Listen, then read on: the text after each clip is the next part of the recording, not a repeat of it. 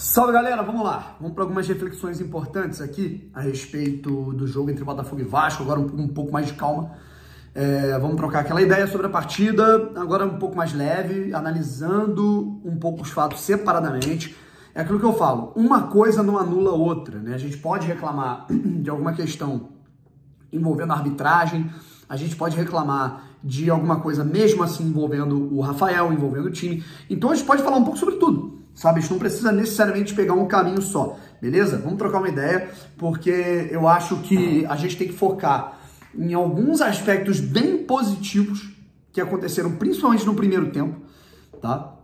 E até no segundo, mesmo quando o Botafogo perdia por 2-0 com 2 homens a menos, o Botafogo conseguiu incomodar o Vasco. Isso é uma parada inédita. Geralmente, cara, com 2 homens a menos, cara, você se retrai, bica a bola pra cima, fura a bola e o Botafogo tentou equiparar em posse também, sabe? E a gente vai tentar falar um pouquinho sobre isso. Galera, estamos com, se eu não me engano, 85.450 inscritos aqui no canal. Vambora, rapaziada, vamos chegar a 85.500. Vamos dar aquela moral? Vamos, porra, muita gente que tá chegando hoje por conta da Cazé TV e tudo mais, não é inscrita aqui no canal Brown e Fogo. Então vou pedir para que você se inscreva, beleza? E deixe o seu like e ative o sininho para você não perder nenhuma novidade, beleza? Aqui é o canal Brown e Fogo. Pô, Brown, mas eu te conheço do TikTok. Aqui no YouTube você só fala de Botafogo? Não. Eu tenho um outro canal que é o canal Daniel Brown. E aí, nele sim, eu falo de futebol de maneira geral. Se vocês quiserem dar aquela moral para aquele canal também, a gente está com quase 16 mil inscritos por lá. O canal que a gente teve que reconstruir, inclusive. Vamos lá, gente. Vamos analisar por partes tudo o que aconteceu, tá bom? Primeiro de tudo, eu vi muita gente falando isso, tá? Tanto o botafoguense quanto o vascaíno. Ah, Brown, nos primeiros 10 minutos o Vasco já era melhor. Desculpa, cara, você não consegue tirar uma análise de 10 minutos de jogo, tá? Você não consegue. Quem tá fazendo isso ou é por clubismo ou porque tá irritado com a derrota, certo? Com 10 minutos você não faz análise, o jogo estava truncado, o Vasco tinha um pouco mais de posse, tinha que tomar a iniciativa inicial, porque era o Vasco que estava pressionado a vencer, o Vasco precisava ganhar para continuar vivo no campeonato e voltar ao G4, certo? E o Botafogo estudando algumas possibilidades. E aí numa dessas o Vasco acertou um bom chute, né, cara, numa jogada, eu acho que foi o Gabriel Peck que chuta uma bola por cima do gol, foi só isso. De resto, cara, teve a confusão, teve uma bola rebatida daqui, outra dali, uma hora que o Botafogo entrou na área e a defesa do Vasco conseguiu afastar, no detalhe o Tiquinho não finalizou. Então nos primeiros 10 minutos, irmão, foi só isso, tá? Até o passe, né, que muda todo o jogo, lindo passe, acho que foi do Barros, agora não lembro se foi do Barros ou do Rodrigo, mas pouco importa aqui pra gente, em que o Alex Teixeira infiltra nas costas da zaga do Botafogo. E aí, cara, tudo começa primeiro com o Adrielson entrando na pilha do Galarza, tá? O Adrielson leva o amarelo, eu vi muita gente falando que o árbitro errou ao dar os 2 amarelos, nessa eu vou discordar. O Galarza dá um empurrão no Adrielson, e o Adrielson, irmão, cara, na frente do árbitro, ele dá um empurrão muito mais efusivo, que gera todo um conflito, toda uma confusão com 5 minutos do clássico. E aí, a gente tem um jogador amarelado, 2 jogadores amarelados, mas no caso do Botafogo, um atleta de última linha. A gente ressaltou isso na nossa transmissão. Para o Vasco era um perigo, porque o Galarza, inclusive, foi substituído no intervalo. O Galarza era o cara de marcação, o cara de pegada no meio. E para o Botafogo, assim, o homem da sobra da última linha, que foi o que aconteceu, certo? Num passe em diagonal, e aí, cara, para mim é o primeiro erro fundamental do jogo. Adrielson erra, ponto. Isso a gente tem que focar na situação. O Adrielson erra. Não tem muito o que discutir.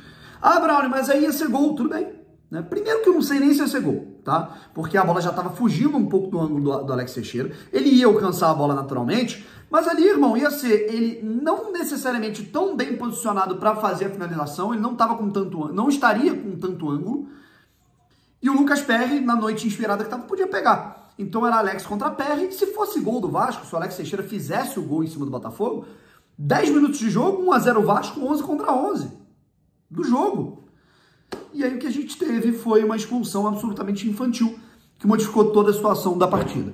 Eu não faria a alteração que o Luiz Castro fez, tá? Eu não tiraria o Marlon, tá? Eu teria tirado o Piazon. Por quê? O Piazon, ele ajuda na recomposição ali pelo lado direito, beleza. Mas o Marlon pode fazer esse corredor, tem vitalidade para fazer esse corredor e tem arranque para desafogar o time. Coisa que o Piazon não tem. O Piazon desperdiçou 2 bons contra-ataques no momento que o Botafogo estava com 10 homens em campo. E aí o Vasco começou a pressionar, o Lucas Perry começou a pegar absolutamente tudo, né? A situação foi ficando difícil, naturalmente, com inferioridade numérica. E aí a gente entra no fator arbitragem, tá? Cara, assim, maluco muito mal intencionado. Inclusive já viralizou aí até foto dele com camisa do Vasco, o cara vascaíno, enfim. É aquilo, o árbitro vai ter o time dele, né? Todo árbitro tem time, toda pessoa tem time, gente. Não adianta. E o árbitro também vai ter. Mas agora, fica complicado quando ele apita o Botafogo e Vasco da maneira que ele apitou. Não tem como você não pensar em alguma coisa, sabe? Já tá viralizando aí foto dele com camisa do Vasco, tal, das antigas, né? Enfim. Mas pênalti que ele inventou, né? Um bote do Carly na bola, né? Um pênalti que ele inventa. E justamente pelo pênalti que ele inventa, rola toda a confusão depois. Não tirando o demérito do Rafael, que, desculpa, a gente tem que falar, cara. E eu tenho que assumir essa bronca também, porque eu defendo muito o Rafael aqui. Eu falo que ele tem que ter sequência, eu falo que as críticas em relação a 2022 são injustas, porque o cara teve 3 tipos de lesão diferentes. Em 2021 ele teve lesão no joelho, depois ele teve tendão de Aquiles, depois o choque na cabeça, cirurgia na face, aí depois ele teve contratura na panturrilha, então não teve como ele ter sequência. Mas agora, se ele mesmo estraga a sequência dele, numa partida em que o Botafogo precisava da experiência dele, dando um soco no adversário, aí se fala ali que o Carly foi quem deu, né, o tapa no jogador do Vasco, beleza. Mas depois ele começa a rebocar o jogador do Vasco de soco. Cara, assim, nada justifica a explosão dele naquele momento. Tudo bem, jogo quente, o cara vai ficar puto, mas, irmão, isso a gente espera de um jogador mais jovem. Não de um Rafael com experiência em Manchester United, com experiência em Lyon, seleção brasileira, não dá. Né? Ele tem que ser, num momento, num jogo como esse, jogadores como ele, Carly, enfim, Tiquinho, tem que ser os pilares de experiência da partida. E não os pontos de desequilíbrio, sabe? Eu penso muito dessa maneira. E aí, a gente ficou com 2 homens a menos e o jogo acabou aí. Tá? Fim do primeiro tempo, o Botafogo voltou a campo com 9 jogadores, e aí vem a parte que eu encaro como interessante desse fator. O Danilo acaba entrando mal, o Botafogo ainda dá azar, né, no primeiro gol, cruzamento para a área, a bola desvia na cabeça do Hugo e acaba entrando, né, matando o balanço defensivo da equipe do Botafogo, e o Alex Teixeira faz o gol de cabeça. Acho que o Danilo falhou na marcação, mas, enfim, também não dá para cobrar tanto, porque a bola realmente desvia e mata toda a linha, todo o campo de reação da defesa do Botafogo.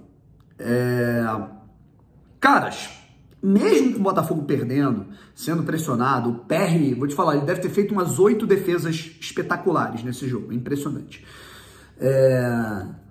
Cara, o Botafogo conseguiu equilibrar a posse com o Vasco, mesmo com 2 homens a menos. A gente está falando de um cenário de 10 contra 8. A gente está falando de um cenário em que a gente tinha 2 jogadores ali no meio campo de circulação de posse. Tá? Então, o Botafogo conseguia reter posse.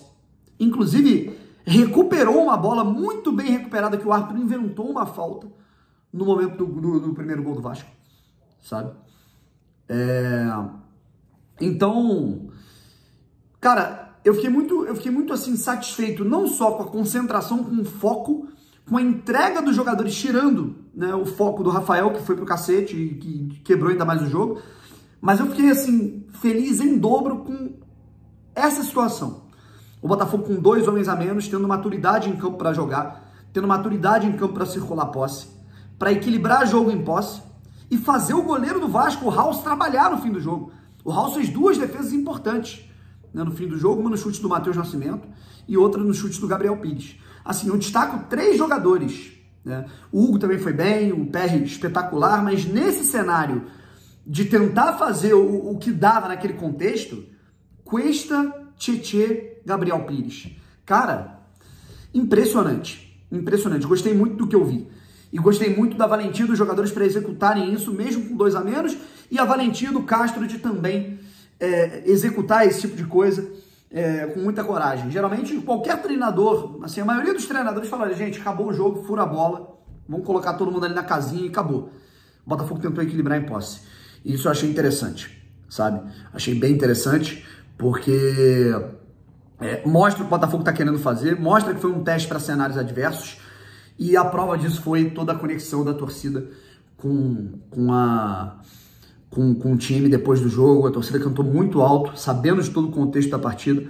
O Botafogo ainda teve um gol anulado do Carly, né? Chegou a marcar mais um gol anulado. Enfim, e o Botafogo recuperou mais bolas no campo do Vasco do que o contrário. O perde-pressiona do Botafogo vem sendo muito eficaz e continua sendo eficaz com 2 homens a menos. O Botafogo roubou mais bola do Vasco no campo do Vasco do que o contrário, sendo que o Botafogo tinha poucas peças para sair jogando. Então, enfim, isso mostra que há evolução no trabalho, há um trabalho que a gente tem, alguns aspectos, existem aspectos que a gente tem que elogiar aqui, mas agora, Adrielson, que é um jogador tão disciplinado, né? Ficou mais de 600 minutos, né, sem tomar cartão na Série A do ano passado, não pode cometer esses erros, não pode fazer o que ele fez.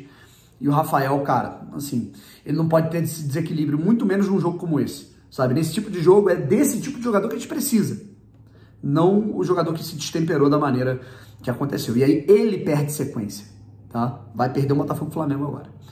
É isso, beleza? Quero saber a opinião de vocês sobre tudo, qual é o contexto, o que vocês enxergam de toda essa partida. Um abraço e fui.